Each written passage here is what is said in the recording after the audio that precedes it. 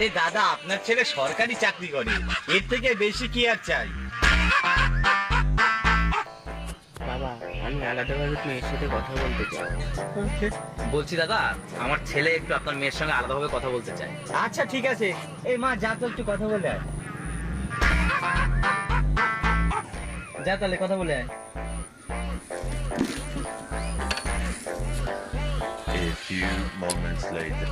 দিদি, দিদি তুমি এই বিয়েতে না করে দাও। আমি একটা মেয়েকে খুব ভালোবাসি। আমি যদি ওই মেয়েকে না পাই, আমার হাতে শিরা কেটে দেবো। আরে ঠিক আছে ঠিক আছে, তুমি পাঠাও, আমি বাইরে গিয়ে সবাইকে না বলে দিচ্ছি। বাবা, মেয়ে বলছে আমার পছন্দ না। না, আমি ওই ছেলেকে বিয়ে করবো। ওই ছেলেকে যদি বিয়ে না করতে পারি তাহলে আমি আমার হাতে শিরা কেটে ফেলবো।